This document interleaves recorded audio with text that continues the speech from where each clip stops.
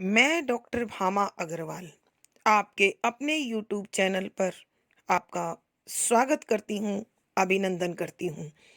आइए प्यारे बच्चों, आज हम सूर्यकांत त्रिपाठी निराला जी द्वारा रचित कविता जागो फिर एक बार का अध्ययन आरंभ करते हैं। यह कविता श्री सूर्यकांत त्रिपाठी निराला जी ने स्वतंत्रता संग्राम के दिनों में लिखी थी। इस कविता का उद्देश्य अंग्रेजी साम्राज्य के विरुद्ध भारतीय नवयुवकों की शक्ति को अर्जित करना था, उनमें सोई हुई शक्ति को जगाना था और उनके आक्रोश को बल देकर अंग्रेजों के विरुद्ध युद्ध के लिए उन्हें तैयार करना था।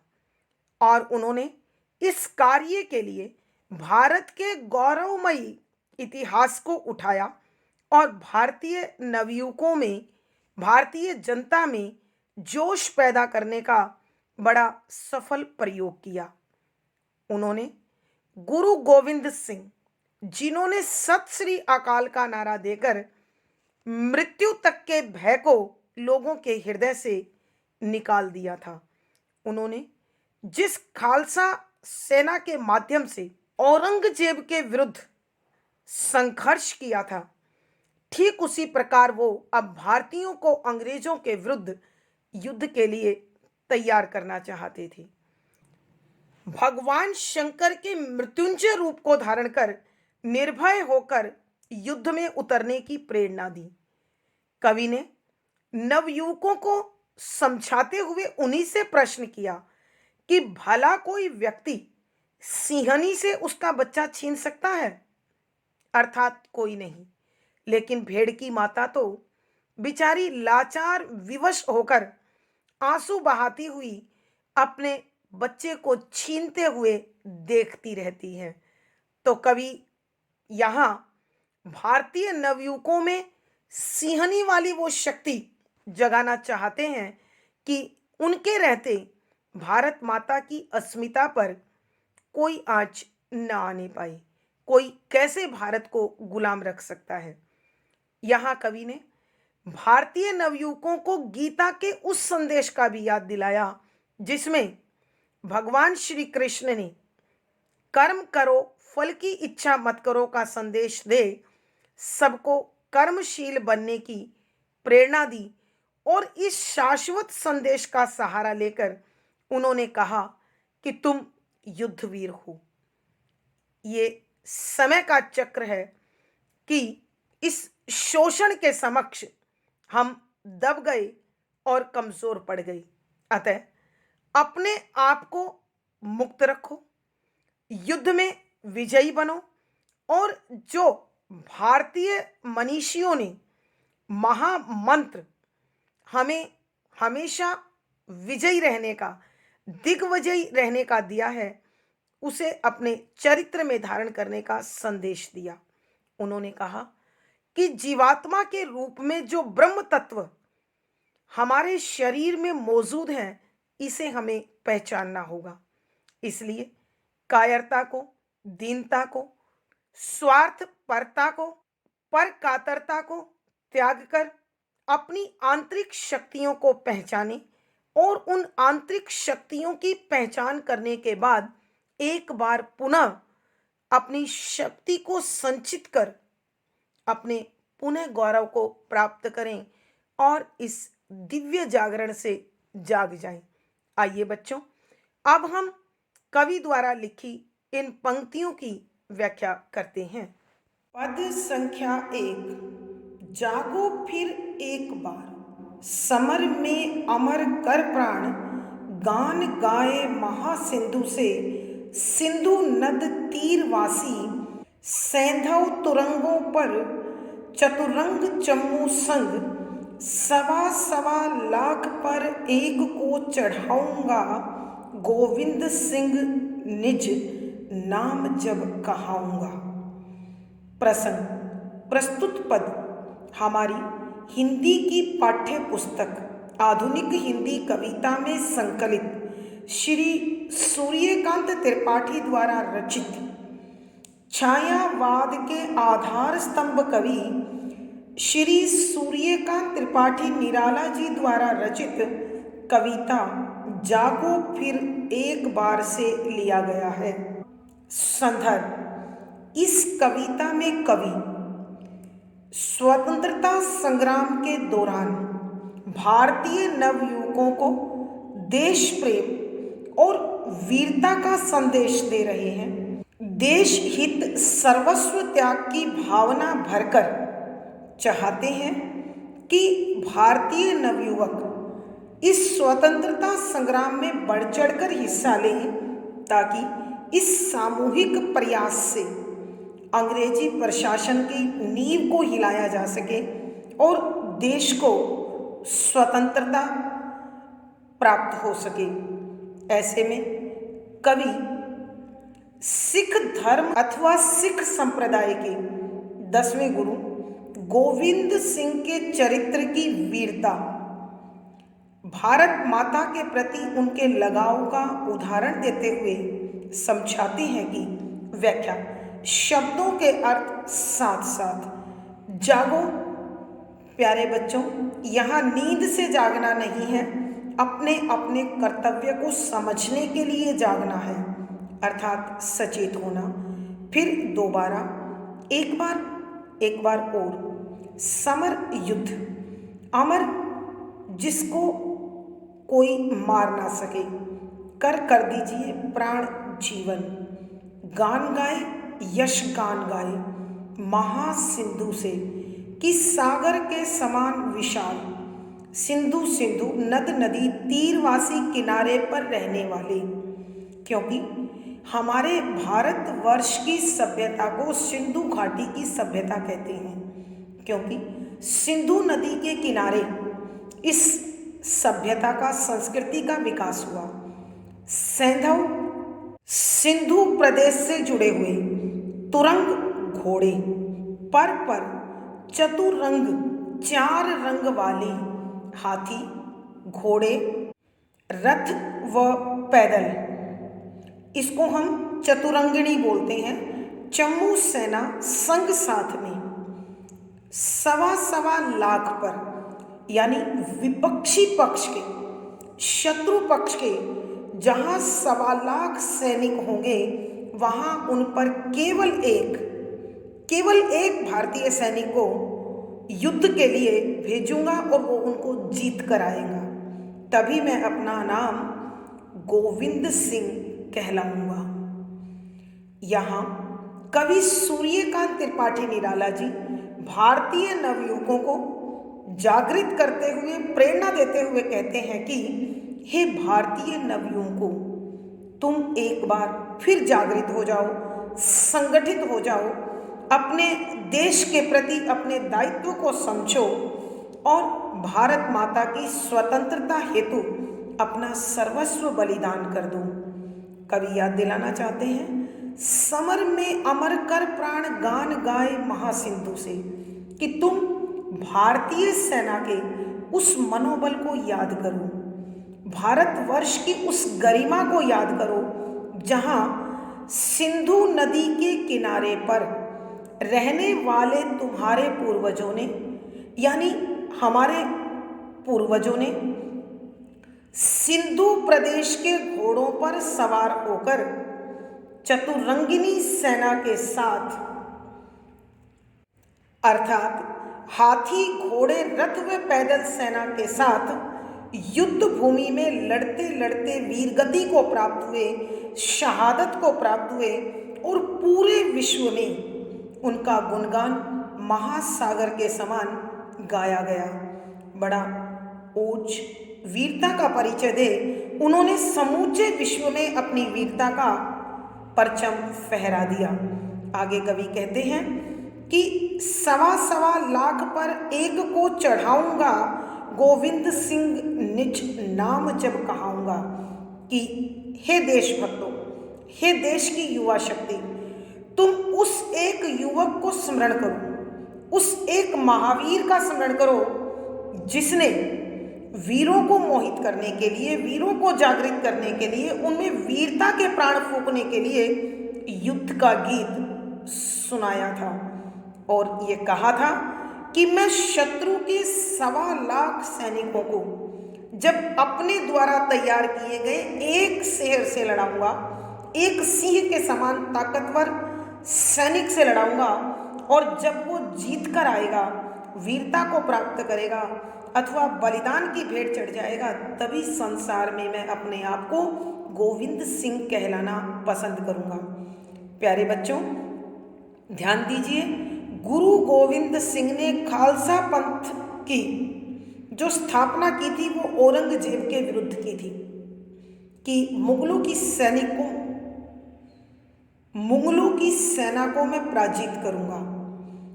उन्होंने पंच प्यारे से अमृत चखाया था और स्वयं चखा था। तो कवि उन्हीं पलों को याद दिलाना चाहते हैं कि गुरु गोविंद सिंह ने जो सिंह तैयार किए थे, तुम उन्हीं के वंशज हो।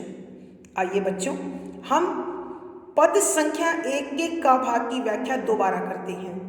यहाँ कवि सूर्यकांत त्रिपाठी निराला जी भारतीय नवयुवकों को, भारतीय वीरों में नव चेतना, देश प्रेम, वीरता के प्राण फूंकते हुए कहते हैं कि हे भारतवासियों, हे भारत के नवयुवकों, तुम एक बार फिर सचेत हो जाओ, फिर जागरूक हो जाओ, क्योंकि तुम उनके वंशज हो जिन्होंने सिंधु नदी के किनारे रहते हुए सिंधु प्रदेश के घोड़ों पर सवार होकर चतुरंगिनी सेना के साथ युद्ध किया और वीरता को अथवा वीरगति को प्राप्त हुए।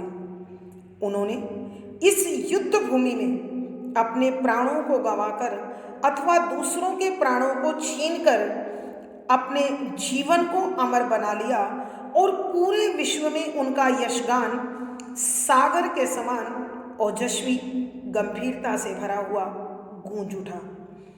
आगे कवि एक बार फिर उदाहरण देकर स्मरण कराते हुए कहते हैं कि हम उस गोविंद सिंह के वंशज हैं जिसने औरंगजेब को पराजित करने के लिए खालसा पंथ की स्थापना की और कहा कि जब मैं शत्रु पक्ष के 1.25 लाख सैनिकों पर अपना एक सैनिक युद्ध करने के लिए भेजूंगा, जो सिंह की तरह गर्जना करते हुए या तो उन्हें धूल चटाएगा अथवा वीरगति को प्राप्त हो जाएगा, और शत्रु पक्ष पर जब वो भारी पड़ेगा तो मैं अपने आप को गोविंद सिंह कहलाना पसंद करूंगा।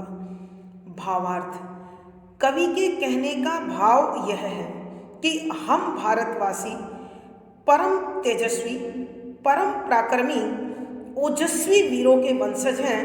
हमारे पूर्वजों ने हमेशा अमरता का संदेश हमें दिया है, अतः उसी अमरता को ध्यान में रखते हुए देश प्रेम की भावना से ओतप्रोत रहना चाहिए। दूसरा भाग अब अध्ययन करते हैं। किसी ने सुनाया यह वीर जन मोहन अति दुर्जय संग्राम राग, फाग था खेला रण 12 महीने में, शेरों की मांद में आया है आज सयार, जागो फिर एक बार। यहाँ कवि सूर्यकांत त्रिपाठी निराला गुरु गोविंद सिंह के विषय में ही स्मरण कराते हुए कह रहे हैं कि गुरु गोविंद सिंह एक ऐसा चरित्र, एक ऐसा वीर, एक ऐसा पराक्रमी योद्धा, जनमोहन, जो लोगों में अत्यधिक प्रिय था, अर्थात जिन्होंने जन जन को मोहित कर देने वाला ऐसा वीरता का संदेश सुनाया कि हर सुनने वाला, हर श्रोता वीरता के भावों से भरकर युद्ध के लिए तैयार हो गया। अति दुर्जय संग्राम राग, अति अत्यधिक दुर्जय, मुश्किल से जीता जाने वाला अथवा जिसे जीतना बहुत कठिन हो, संग्राम युद्ध का राग गीत कि जिसने लोगों को ऐसा युद्ध का गीत सिखा दिया जिसके कारण उन्हें जीतना संभव नहीं रहा। फाग था खेला रण कि युद्ध भूमि में जाकर उन्होंने खून की होली खेली, अपने शौर्य की होली खेली, उन्होंने वीरता की होली खेली 12 महीने में, कि वो 12 महीने युद्ध भूमि में जाकर शत्रुओं के साथ खून की होली खेलते थे, अर्थात अपनी देश की ओर उठने वाली हर आंख को वो उसके अनुचित प्रयास की सजा अवश्य देते थे। शेरों की मांद में आया है आज सयार कि कवि समझा रहे हैं कि हे भारतीय नवयुवक, तुम वीर हो, तुम सिंह हो, और आज एक सियार तुम्हारी गुफा में घुस आया है। उसने जो अपराध किया है, जो गुस्ताखी की है, उसे उसकी सजा अवश्य मिलनी चाहिए। जागो फिर एक बार। तो हे भारतीय वीरों, अपनी शक्ति को पहचानो, अपनी दिव्य ताकत को पहचानो, अपने आप को पहचानो और शौर्य, वीरता, साहस, पराक्रम का परिचय देते हुए शत्रु को पराजित कर दो और अपनी भारत माता की आन बान शान की रक्षा करो। आइए बच्चों, हम पद संख्या 1 का ख भाग दोबारा करते हैं। किसी ने सुनाया यह वीर जन मोहन अति दुर्जय संग्राम राग, फाग था खेला रण 12 महीनों में, शेरों की मांद में आया है आज शयार, जागो फिर एक बार। कि यहाँ सूर्यकांत त्रिपाठी निराला गुरु गोविंद सिंह को स्मरण करते हुए भारतीय नवयुवकों को उनका उदाहरण प्रस्तुत कर वीरता का प्राण फूंक रहे हैं और कहते हैं कि हे भारतीय नवयुवकों, तुम जिसके वंशज हो उन्हें याद करो। किसी ने सुनाया यह वीर जन मोहन राग कि 1.25 लाख पर एक को चढ़ाऊंगा, गोविंद सिंह नाम जब कहाऊंगा। कि ये जो गीत गाने वाला है ये हमारा पूर्वज है। हम सबको यह वीरता का, जन जन को आकर्षित कर देने वाला युद्ध का गीत सुनाया और इतनी शक्ति भारतीय नवयुवकों में भर दी जिन्हें जीतना असंभव हो गया, मुश्किल हो गया। ये वो दल था जिसने 12 महीने युद्ध भूमि में शत्रु के साथ खून की होली खेलते हुए बिताई, अर्थात खालसा पंथ के तैयार वो सिपाही सिंह के समान ताकत, फुर्ती और तेज रखते थे, जिनके सामने जाते ही शत्रु भयभीत होकर कांप उठता था। तो हे भारतीय नवयुवकों, शेरों की मांद में आया है आज सयार, जागो फिर एक बार। कि कवि कहते हैं कि तुम सिंह हो, तुम वीर हो, महापराक्रमी हो, ओजस्वी हो, शक्तिशाली हो। आज तुम जैसे शेरों की गुफा में एक सियार ने घुसने का अपराध किया है, तो उसे उसके किए की सजा देकर अपनी वीरता का परिचय दो, ताकि अन्य कोई इस प्रकार की गुस्ताखी, अपराध, गलती करने का साहस न जुटा सके।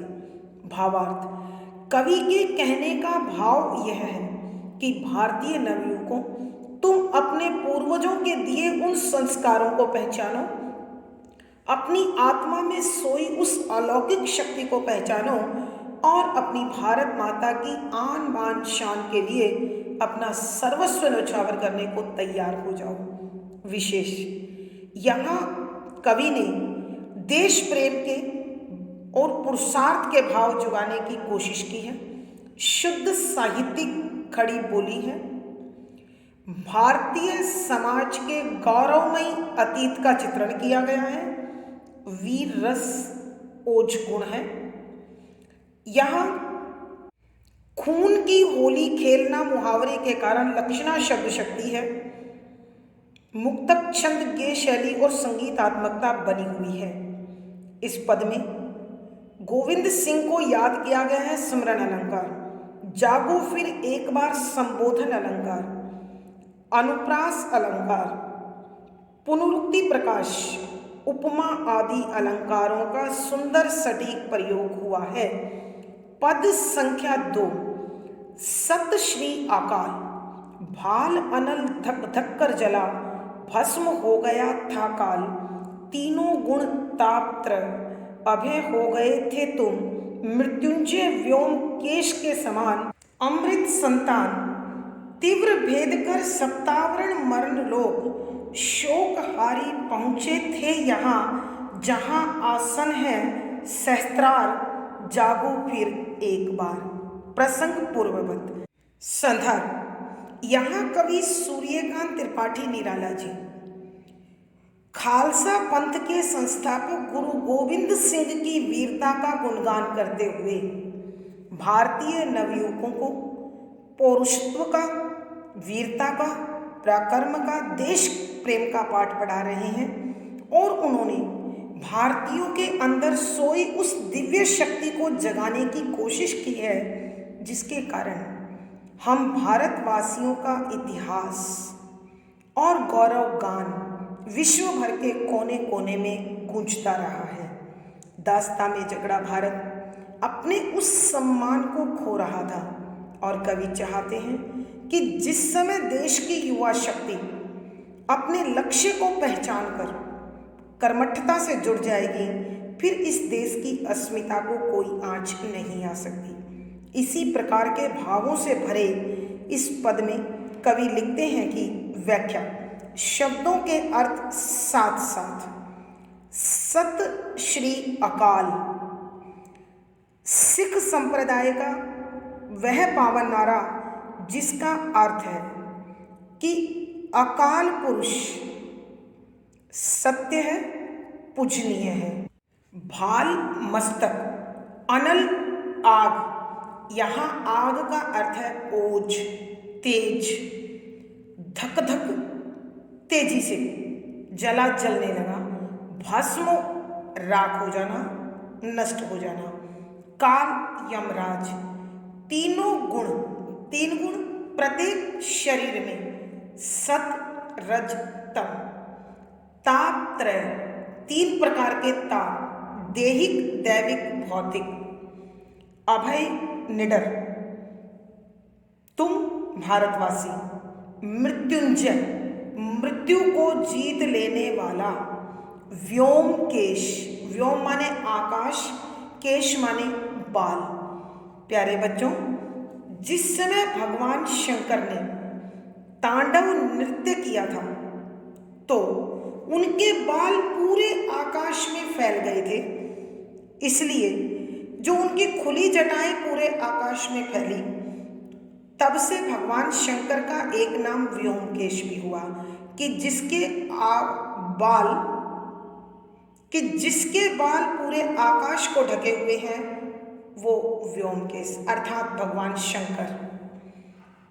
के समान बराबर, अमृत संतान, अमर संतान हो, तीव्र तेज, भेद कर, चीर कर, पार करके, सप्ता आवरण, 7 आवरण है, तो उन 7 आवरणों को चीर कर मरण लोक अर्थात पृथ्वी लोक, शोकहारी, दुख को हर लेने वाले पहुंचे थे वहां की उस स्थान पर पहुंच गए जहां आसन है सहस्त्रार। आसन स्थान सहस्त्रार 1000 पंखुड़ियों वाला ऐसा कमल जो प्रत्येक शरीर के अंदर मौजूद है। जब वो खिलता है तो शरीर को परम आनंद की अनुभूति होती है और वो सांसारिक विकारों से मुक्त हो जाता है। तो कवि चाहते हैं कि भारतीय नवयुवकों, तुम एक बार फिर जागो और उस अद्वितीयता को, अलौकिकता को प्राप्त कर लो। तो कवि सूर्यकांत त्रिपाठी निराला भारतीय नवयुवकों को जागृत करते हुए कहते हैं कि सत श्री अकाल। यहाँ कविवर भारतीय नवयुवकों को संबोधित करते हुए उनमें शक्ति का संचार करते हुए कहते हैं कि हे नवयुवकों, तुम उस पल को याद करो जब गुरु गोविंद सिंह के द्वारा तैयार किए गए खालसा पंथ के सैनिक युद्ध भूमि में उतरते थे तो उद्घोष लगाते थे सत श्री अकाल, और उस उद्घोष के सुनते ही भाल अनल धक धक कर जला कि प्रत्येक मस्तक वीरता के ओज से जलने लगा। वीरता के भावों से भरकर बलिदान के लिए तत्पर हो गया। और उस जो वीरता की, शौर्य की, पुरुषार्थ की अग्नि प्रत्येक मस्तिष्क में जली, उसके कारण भस्म हो गया था काल, कि स्वयं यमराज भी उनके सामने भस्म हो गए थे। अर्थात उसका डर भी उन वीरों को नहीं था। तीनों गुण तापत्रय कि मानव शरीर में रहने वाले सत, रज और तम, ये तीनों गुण भी जलकर भस्म हो गई। केवल एक ही भाव जागृत अवस्था में था, वो था वीरता का, शौर्य का, पराक्रम का, तापत्रय। और तीनों प्रकार के ताप, देहिक, दैविक और भौतिक, वो भी इस वीरता के समक्ष नष्ट हो गए। अभय हो गए थे तुम, कि इसे जब तुमने सत श्री अकाल के शब्द को सुना तो तुम्हारे मन से हर प्रकार का खौफ, हर प्रकार का डर, हर प्रकार का भय निकल गया और तुम बन गए मृत्युंजय व्योमकेश के समान, कि मृत्यु को जीत लेने वाले भगवान शंकर के समान अमर हो गए, उनके जैसे निर्भय हो गए, उनके जैसे अमृत पिए हुए संतान बन गए। अर्थात तुमने अमरता का वो पान कर लिया कि उसके समक्ष सब छोटा पड़ गया। यहाँ कवि कहते हैं कि उस भगवान शंकर की भांति तुमने भी मृत्यु को जीत लिया था। अर्थात तुम्हारे हृदय से मृत्यु का डर समाप्त हो गया था और तुम भारत माता की वो संतान बन गई थी जिन्होंने अमरता को प्राप्त कर लिया था। और तुमने तीव्र भेद कर सप्तावरण मरण लोक कि इस पृथ्वी लोक पर रहते हुए सातों आवरण चीर डाले थे। बच्चों, हमारे यहाँ राजयोग, हठ योग होता है। राजयोग के अनुसार हमारे ये 7 शरीर होते हैं और हठ योग के अनुसार हमारे शरीर के अंदर 7 चक्र होते हैं। जब हम सप्त चक्र को भेद कर सहस्त्रार पर पहुंचते हैं तो जीवन सभी बंधनों से मुक्त हो जाता है। तो यहाँ कवि यही बता रहे हैं कि भारतीय नवयुवकों में वो शक्ति है जो इन 7 आवरणों को, 7 बंधनों को चीरकर इस मृत्यु लोक में उस प्रकार स्थापित हो जाते हैं, उस प्रकार अमर हो जाते हैं कि शोकहारी, वो हर प्रकार का दुख जीत लेने वाले होते हैं, हर लेने वाले होते हैं, नाश कर देने वाले होते हैं। पहुँचे थे वहाँ जहाँ आसन है सहस्त्रार, और वो इस प्रकार वहाँ पहुँच गए जहाँ सहस्त्रार विराजित है, अर्थात जहाँ वो अमृत कुंड स्थापित है। कहने का अभिप्राय यह है कि भारतीय नवयुवकों ने उस दिव्य शक्ति को प्राप्त कर लिया जहाँ सभी प्रकार के भय, सभी सांसारिक बंधन, सभी कष्ट, सभी प्रकार के गुण जाकर मौन हो जाते हैं, गौण हो जाते हैं, समाप्त हो जाते हैं। अर्थात मनुष्य के जीवन में एक ही ब्रह्म तत्व मौजूद रहता है और वो उस परम आनंद में झूमता हुआ फिर अन्य कोई परवाह नहीं करता है। तो हे भारतीय नवयुवकों, जागो फिर एक बार कि अपनी उस दिव्य शक्ति को, दिव्य ओज को याद करो और एक बार फिर जागृति को प्राप्त कर लो। आइए बच्चों, हम इस पद की व्याख्या एक बार फिर करते हैं।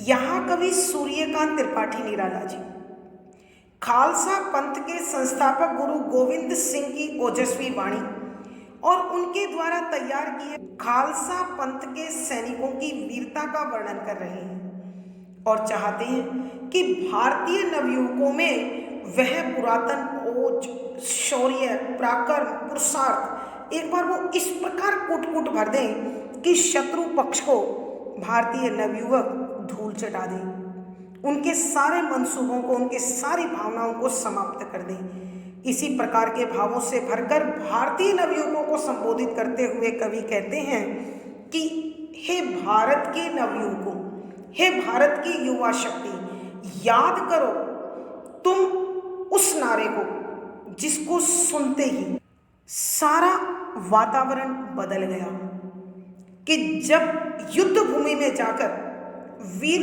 सत श्री अकाल का नारा लगाते थे तो उस नारे को सुनकर भाल अनल धक धक कर जला, कि प्रत्येक मस्तक धक धक कर जलने लगा। अर्थात वह वीरता की, शौर्य की, पराक्रम की, साहस की, शक्ति की वो अग्नि जलने लगी जिसमें भस्म हो गया था काल, कि स्वयं मृत्यु भी जलकर नष्ट हो गई थी। तीनों गुण तापत्रय, कि मानव शरीर में विराजित रहने वाले सत रज तम तीनों गुण जल गए।